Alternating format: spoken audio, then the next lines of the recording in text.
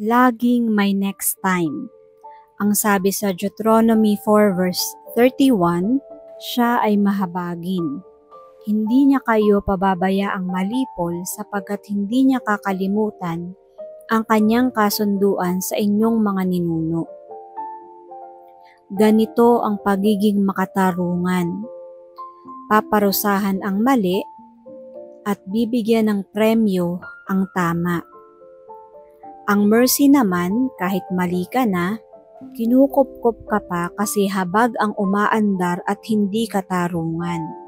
Ang Diyos ay parehong mahabagin at makatarungan. Of course, kung ano ang gagamitin niya sa atin, hindi natin alam. Kaya huwag tayong mangahas na humingi ng justice. Minsan may magsasabi pa ng Lord, nasaan ang hustisya? Nasaan ang katarungan?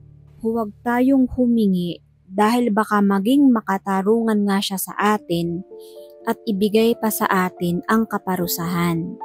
Salamat na lang at ang Diyos ay hindi laging makatarungan. Dahil mas madalas, siya ay mahabagin. Kasi kung katarungan ang paandarin niya, lahat tayo ay mapaparusahan dahil lahat tayo ay nagkakamali. Again, lahat tayo ay mapaparusahan dahil lahat tayo ay nagkakamali. Lahat, walang malinis, wala kahit isa.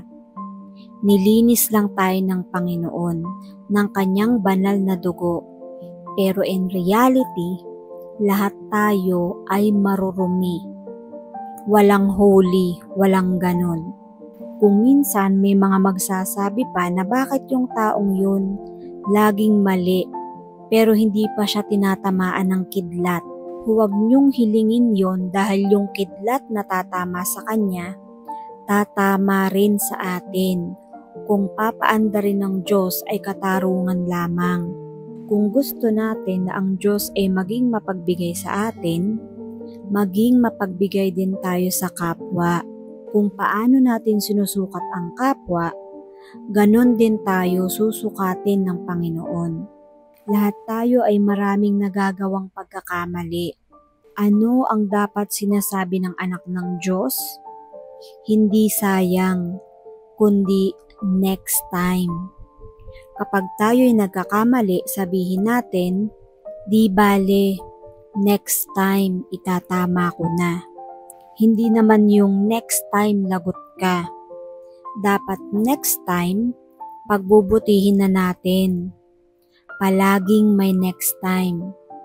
Habang may buhay, may next time at may pag-asa din. Kaya palaging buhay ang pag-asa. Yan ang masarap sa mga nabubuhay sa lilim ng pag-ibig at habag ng Diyos. God bless us all.